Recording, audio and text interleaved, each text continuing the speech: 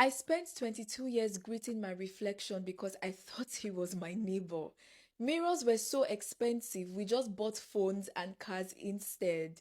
We don't even have technology. I heard this through smoke signals. If you've been on TikTok lately, you've probably seen the video of Black American actress Skai saying that many Kenyans have never seen their own reflections because mirrors are too expensive. She later explained she was only talking about one small village she visited, but many Kenyans say that's exactly how misleading stereotypes about Africa start. Her comments also come at a time when there's already heated online debate with some Black Americans going viral for saying they don't identify as African and making controversial claims about Africa. Although Sky has apologized, do you think people misunderstood her story or did she totally miss the mark?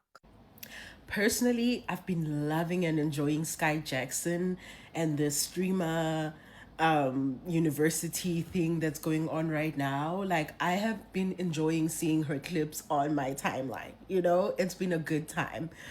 But the whole Kenya African villages, no mirrors, people don't know how they look. That is insane. That is an insane thing to say. Like, even in the most remote villages, for her to say no mirror at all, not even one mirror in the whole entire village, that is a crazy thing to say. That is a crazy thing to say, no matter how remote the village is. And also, she spoke about a specific place that she went to, right? And she showed, or I saw a video where she was showing the place that she went to. And in that video, you could see girls, because I think she visited a school or something like that. You could see the girls dressed up in school uniform. Now, if you know African schools, a lot of African schools subscribe to the UK British way of doing school, where people have or the children have school uniforms that they have to wear when they're going to school. And the kids in that video, the girls in that video, were wearing school uniform.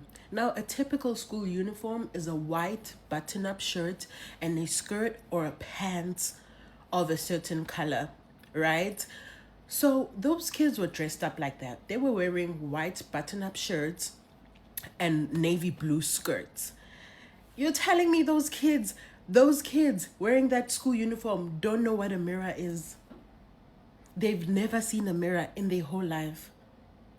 One thing I will tell you about African schools, especially schools that subscribe to a uniform, is how seriously they take being put together. They take your image and the image that you represent when you're in that school uniform very seriously. So when you show up to school, you need to not only have a crisp, clean shirt and school uniform, but you yourself need to look crisp and clean. So you're telling me in a village that has a school like that, there were no mirrors at all? No mirrors at all? Nah, that's insane. Sky Jackson, they took one look at you and they cast you as a poverty stricken, orphaned child adopted from Uganda. Do you remember that role, your claim to fame? They could have cast you as a Disney princess, but they did not. And this is why we are fighting against the narrative that you yourself are pushing, yet you've been a victim of it. Why didn't they make you a Disney princess? They could have made you a princess from Uganda. There are princesses in Uganda. Why didn't they do that? But they chose to make you a poor orphan. And this is why we are mad. For those of you who do not understand why Africans and Kenyans are mad at this, we are tired of this narrative. Sky, you experienced generosity, hospitality. These people welcomed you into their home. They fed you. You saw how beautiful their land is. You played with their children. And poverty is the only thing you chose to come and tell the world that you saw. You did not talk about their kindness. You did not talk about anything else about them. You just saw poverty. And we don't blame you. It's capitalism. Because you count wealth in possessions and consuming things.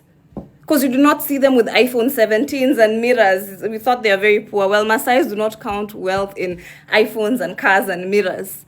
They count wealth in family. They count wealth in community. They count wealth in the number of children that they have. They count wealth in the number of cows that they have and the amount of land that they have. Did you see cows and goats in that village? That is wealth. Do you know how many cows one Maasai man can have? Hundreds.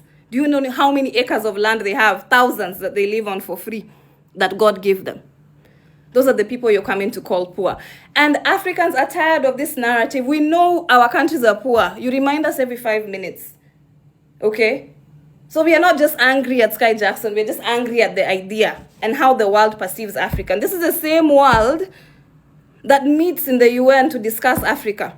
They sit on the table to discuss our future, and we are not even invited to these meetings. We don't even have representatives in these meetings.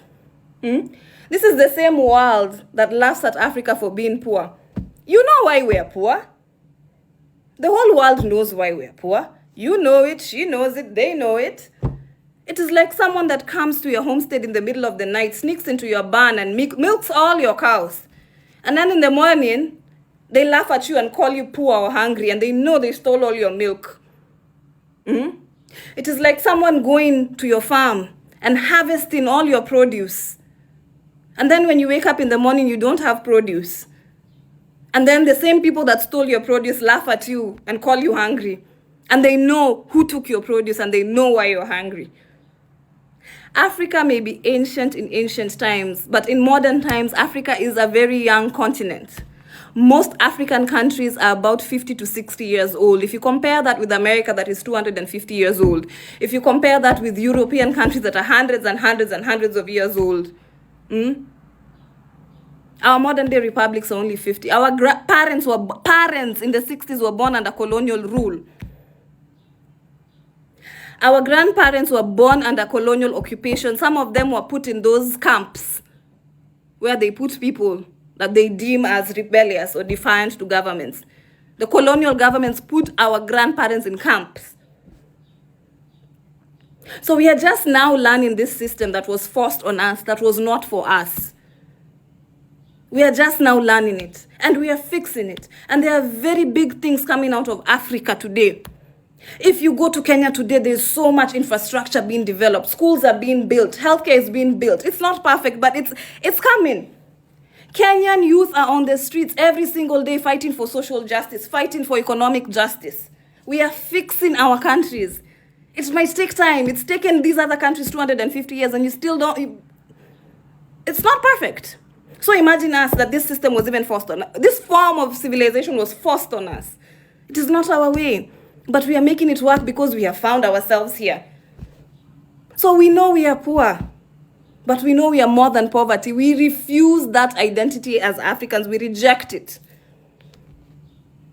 And we are fixing our nations. And in the next 50 to 100 years, Africa will not be the same. I have hope in the youth of Africa that we will fix our continent.